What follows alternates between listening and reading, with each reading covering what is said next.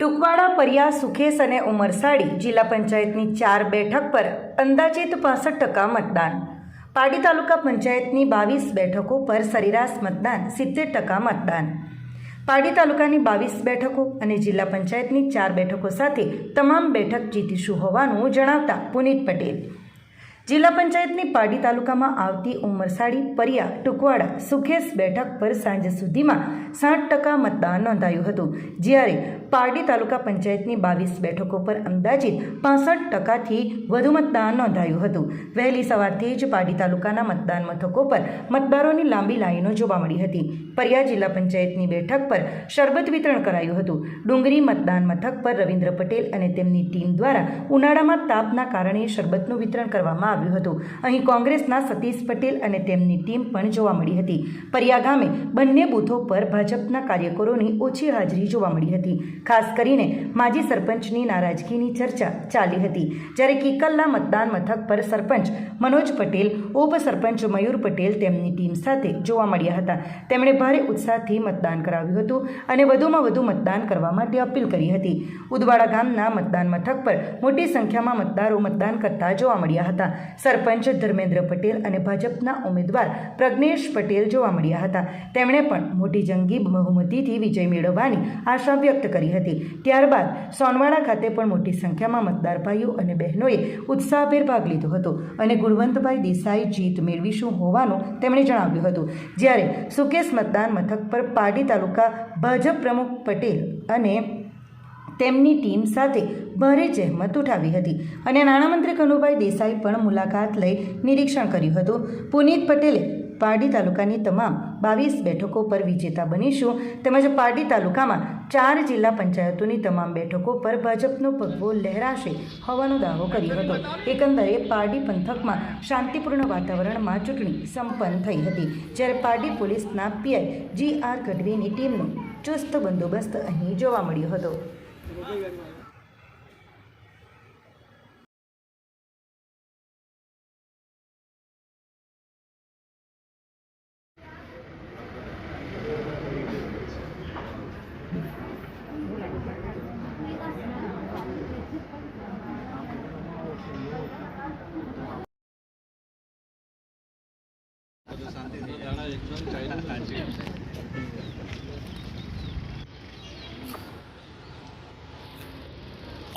અમે સવારથી ટુકવાડા ને ઉમરસાડી બધે જઈએ આવ્યા, પરિયા ને બધે.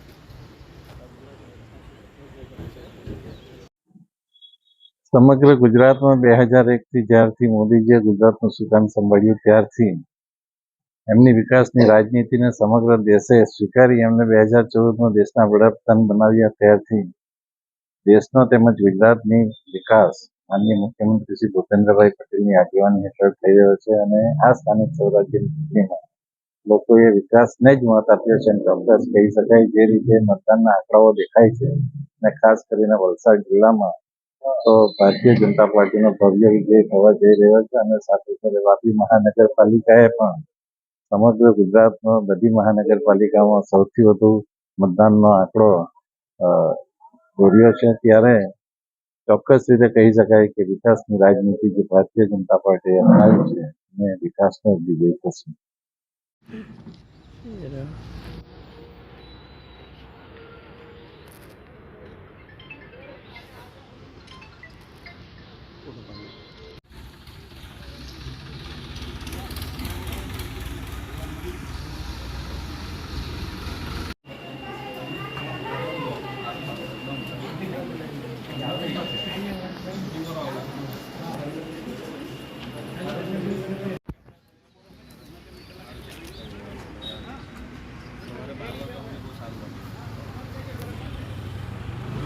આજે જે સ્થાનિક સ્વરાજ્યની ચૂંટણી ચાલી રહી છે તાલુકા પંચાયત અને જિલ્લા પંચાયતની, એમાં સવારે અમારા વલસાડ જિલ્લાના ભાજપ પ્રમુખ હેમંત કંસારાજી અને મહામંત્રી શ્રી કમલેશ ગજાનનભાઈ વિઝિટ આવ્યા હતા અને અત્યારે આપણા માનનીય ગુજરાત સરકારના નાણામંત્રી શ્રી કનુભાઈ દેસાઈ સાહેબ બૂથની વિઝિટે આવ્યા હતા અને જે સવારથી લોકોમાં ઉત્સાહ છે મત નાખવાનો તો ગ્રામ પંચાયતની ચૂંટણીમાં જેવો માહોલ જોવા મળે છે એવો જ માહોલ અત્યારે પણ તાલુકા પંચાયત અને જિલ્લા પંચાયતમાં જોવા મળી રહ્યો છે અને લોકો જાતે પોતાના વાહનોથી મત નાખવા માટે આવી રહ્યા છે.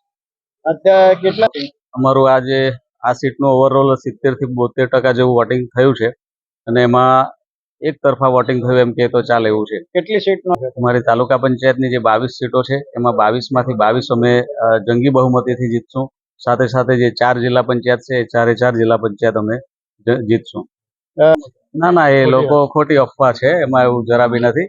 અહીંયા અપક્ષ કે આપા કોઈ જગ્યા જ નથી, અહીંયા માત્ર ભાજપ જ ચાલે છે.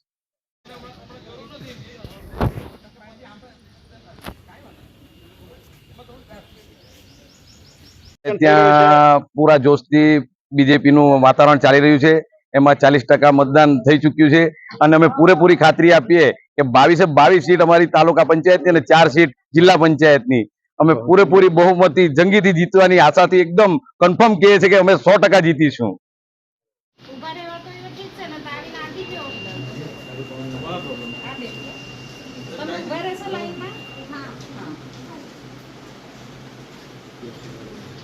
બબાલ વગેરે કઈ એવી એમાં કઈ ગડબડ વગેરે? પારડી તાલુકામાં આજે ટુકવાડા જિલ્લા પંચાયતની સીટ છે એની અંદર ડુંગરી અહીંયા તાલુકા પંચાયતની સીટ છે એની અંદર 3 બૂથ ડુંગરી પ્રાથમિક શાળામાં આવે છે અને 3 બૂથમાં 39% જેટલું મતદાન થઈ ગયું છે. મતદારો સવારથી ઠંડા વાતાવરણમાં આવીને મતદાન કર્યું હતું. અત્યારે જે આ માહોલ છે તેમાં ગરમી વધારે છે અને ગરમીના કારણે થોડા પબ્લિકો બપોરે ઓછા આવશે, પરંતુ 3 વાગ્યા પછી પાછા મતદારો આવશે અને વોટિંગ કરશે. કોના વચ્ચે અહીંયા દેખાઈ રહ્યું છે ફાઇટ? ખાસ કરીને વાતાવરણ કઈ સાઈડ તૈયાર છે? તમને શું લાગે કોંગ્રેસ અને ભાજપ વચ્ચે જ છે? અને અહીંયા કોંગ્રેસ અને ભાજપ બે વચ્ચે ફાઇટ છે અને 100% કોંગ્રેસ જીતશે એમાં કોઈ શંકાને સ્થાન નથી. ખૂબ જ સરસ ગામજનોનો સહયોગ રહ્યો અને ખૂબ જ ઉત્સાહપૂર્વક ગામજનો વોટિંગ કરવા નીકળ્યા અને અત્યારે બપોર સુધીનું વોટિંગ આપણે અહીંયા 45 થી 48% સમથિંગ વોટિંગ થઈ ગયું છે. ખૂબ જ સરસ પ્રસિદ્ધ ને વિકાસને લગતા કામને લઈને સહયોગ આપી મતદાન કર્યું છે. કેટલા ટકા વિજયનો એ કરો છો, દાવો કરો છો? આપણે અહીંયા કમસે કમ 90% વોટિંગ આપણે ભારતીય જનતા પાર્ટીનું વોટિંગ થઈ રહ્યું છે ને 100% આપણે ગણતરી રાખીએ છીએ કે આપણે અહીંયા કલામાં હરેક ચૂંટણી દરમિયાન 90% વોટિંગ હમણાં થાય છે. કોણ ઉમેદવાર છે અને શું લાગે છે આમ પરિણામમાં?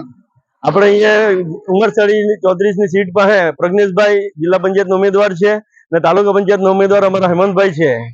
શું લાગે છે બંને લોકો કઈ રીતે? બંનેનો આપણે અહીંયા નિશ્ચિત વિજય છે અમારે અહીંયા. હા,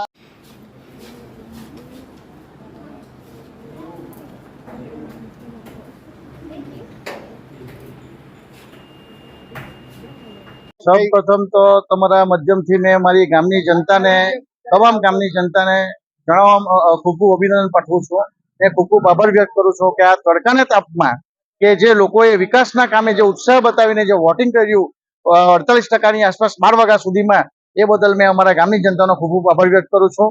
અને આજે મેરેજ બી એટલા છે લગ્ન કે કોઈના ઘર અમારે ત્યાં કિકાલામ એક ફળિયામાં તો પોતાના ઘરમાં છોકરીના મેરેજ છે. એમની છોકરીની મધર ને ફાધર સવારે મતલબમાં વોટિંગ આપીને લોકો જે બી લોકોની રીત હોય જે બી હિસાબે લોકો નીકળી ગયા વોટિંગ આપીને. એટલે આટલો ઉત્સાહ વિકાસનો છે.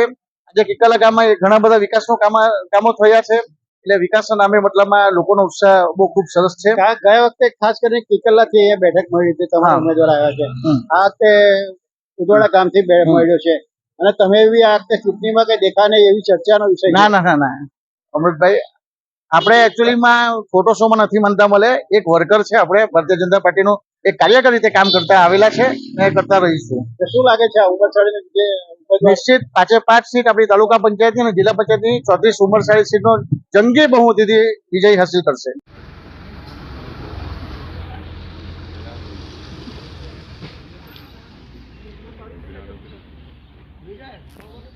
આજે સવારથી ચિક્કાર ગર્દીમાં ગરમીની અંદર માણસો ઉભા રહીને વોટિંગ કર્યું.